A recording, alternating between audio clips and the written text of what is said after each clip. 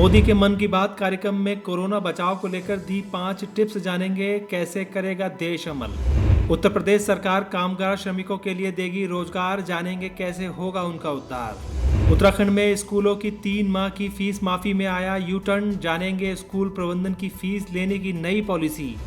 चीन से घटिया स्वास्थ्य किट की सप्लाई पर पीएम मोदी ने बनाया खरीद का नया प्लान, जानेंगे अब कहां से होगी ये सप्लाई। लॉकडाउन पर सरकार द्वारा 1,000 रुपए की सहायता राशि देने का मामला झूठा निकला, जानेंगे कैसे पकड़ा गया। दिखाएंगे लॉकडाउन के दिन प्रधानमंत्री मोदी किस मंदिर में बने यजमान। शुरुआत पीएम नरेंद्र मोदी के मन की बात कार्यक्रम से। लॉकडाउन के बाद प्रधानमंत्री नरेंद्र मोदी ने मन की बात कार्यक्रम के जरिए लोगों को संबोधित किया। पीएम मोदी ने कहा, कोरोना वायरस के खिलाफ ये जंग जनता लड़ रही है। उन्होंने कहा, लेकिन ये 5 बातें जरूर याद रखिए। उन्होंने कहा कि कल अक्षय तृतीया थी। अक्षय तृतीया हमें याद दिलाती है कि हमें चाहे कितनी भी रुकावट और बीमारी का सामना करें, उनसे लड़ने की हमारी भावना अक्षय ही है।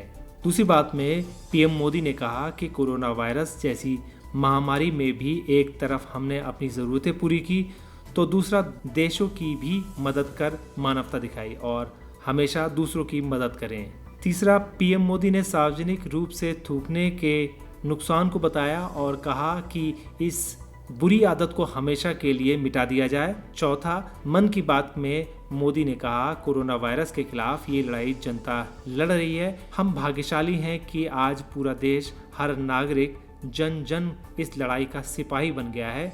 इसको कभी भी ना भूलें। 5वीं बात में पीएम मोदी ने किसानों को लेकर जो कही, उन्होंने कहा, कोरोना महामारी के बीच में किसान ये सुनिश्चित कर रहे हैं कि हमारे देश में कोई भी भूखा ना सोए। प्रत्येक व्यक्ति अपनी क्षमता के अनुसार ये युद्ध लड़ रहा है। अब बात उत्तर प्रदेश में रोजगार की कर लेते हैं, जिसमें यूपी के योगी सरकार बड़ा काम कर रही है। यूपी सरकार कई राज्यों से श्रमिकों को बुला चुकी है। अब सीएम योगी दूसरे राज्यों से लौटे 15 लाख श्रमिकों को रोजगार देगी। ये श्रमिक दूसरे प्रदेशों में काम कर रहे थे, लेकिन लॉकडाउन के बाद वह अपने घर लौटाए, उनका रोजगार बंद हो गया, जिसको देखते हुए प्रदेश सरकार ने इन श्रमिकों को रोजगार दिलाने के लिए एक समिति गठित की है। सीएम योगी आदित्यनाथ ने गठित समिति के अधिकारियों से मीटिंग के दौरान कहा, प्रवासी श्रमिकों को रोजगार उपलब्ध कराना चुनौतीपूर्ण कार्य है। पंचायती राज विभाग के प्रमुख सचिव मनोज कुमार सिंह को निर्देशित किया गया कि ग्राम प्रधानों के माध्यम से मनरेगा और गांव के विकास कार्यों को आगे बढ़ाएं। साथ ही तालाब व चेक डैम के काम शुरू कराएं। इनमें प्रवासी मजदूरों को भी लगाया जाए। अब तक प्रदेश भर के 27,78,000 श्रमिकों और निराश्रित लोगों को कुल 280 करोड़ रुपए सरकार वितरित कर चुकी है। अब बात कर लेते हैं चीन द्वारा घटिया पीपीई किट और मेडिकल इक्विपमेंट्स की सप्लाई की। कोरोना वायरस के बढ़ते प्रकोप को रोकने के लिए भारत ने चीन से रैपिड टेस्टिंग किट मंगाई थी, लेकिन इन किट्स की गुणवत्ता खराब होने के कारण भारत ने अब दक्षिण कोरिया को 9.5 लाख कोविड-19 टेस्ट किट का ऑर्डर दिया है। दक्षिण कोरिया की एक सहायक कंपनी मानेसर में किट बनाने का काम करेगी। भारत ने चीन से 7 लाख कोविड-19 रैपिड टेस्टिंग किट मंगवाई थी, लेकिन इसकी गुणवत्ता को लेकर राज्यों से शिकायतें लगातार मिल रही थी, जिसके बाद भारत सरकार ने किटों को चीन वापस भेजने का फैसला लिया है। अब भारत सरकार अच्छी गुणवत्ता की किट दक्षिण कोरिया से मंगाएगी। दक्षिण कोरिया की भारतीय दूत श्री प्रिया रंगनाथन ने कहा, इसका उद्देश्य सबसे सही कीमत, सबसे सही गुणवत्ता और सबसे कम समय में डिलीवरी लेना होगा।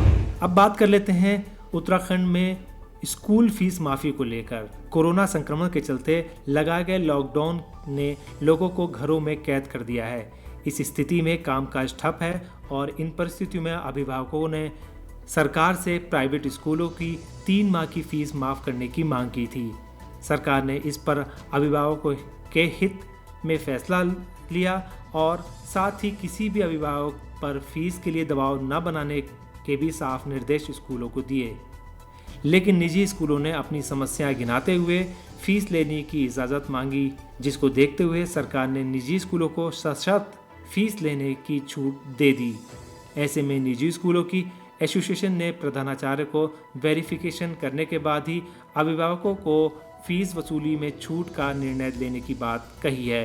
प्रिंसिपल प्रोग्रेसिव स्कूल एसोसिएशन के अध्यक्ष प्रेम कश्यप का कहना है कि निजी स्कूलों के पास स्कूल चलाने के लिए अभिभावकों से मिलने वाली फीस के अलावा कोई दूसरा विकल्प नहीं है। ऐसे में निजी स्कूलों ने न्याय संगत व्यवस्था बनाते हुए प्रधानाचार्य को फिलहाल फीस माफी पर विचार करने और निर्णय लेने के अधिकार सौंप दिया है। बताया कि जो अभिभावक फीस देने में असमर्थ हैं, उन्हें प्रधानाचार्य को पत्र लिखकर अपनी मजबूरी बतानी होगी। अभिभावकों का वेरिफिकेशन यानी जांच करने के बाद ही फीस में रियायत मिलेगी। अब शिक्षा विभाग को इसमें फिर से जोर आजमाइश करनी पड़ सकती है, क्योंकि फीस का मामला बच्चों और अभिभावकों दोनों से जुड़ा हुआ है। अब बात सरकार की फेक न्यूज की, जिसमें सरकार भी परेशान हो गई। चलिए अब जान लेते हैं इसको पूरी तफसील से। सोशल मीडिया में फैल रही भ्रमित खबरों और फेक सरकारी संदेशों पर सरकार पैनी नजर रखे हुए है। सरकारी फैक्ट चेक यूनिट ने आज बड़ा खुलासा किया है। ये खुलासा भारत सरकार के तथाकथित कोरोना सहायता योजना के अंतर्गत दी जाने वाली सहायता राशि को लेकर है। दरअसल व्हाट्सएप व सोशल नेटवर्क पर संदेश फैलाकर दावा किया जा रहा है कि सरकार ने एक योजना WCHO का शुभारंभ किया है, जिसके अंतर्गत लोगों को 1000 रुपये प्रति व्यक्ति दिए जा रहे हैं। उसमें फॉर्म भरें और 1000 रुपये प्राप्त कर लें। केंद्र सरकार द्वारा बताया गया कि ऐसी कोई भी योजना सरकार के द्वारा नहीं चलाई जा रही है।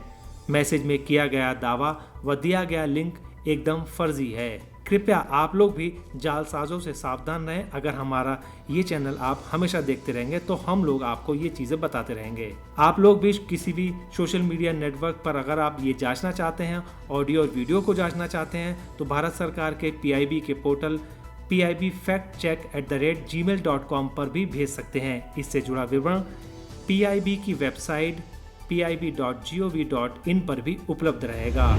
अब खबर PM मोदी द्वारा मंदिर में पूजा की। उत्तराखंड में गंगोत्री धाम के कपाट अक्षय तृतीया के दिन खुल गए हैं। प्रथम पूजा के यजमान देश के प्रधानमंत्री नरेंद्र मोदी रहे हैं।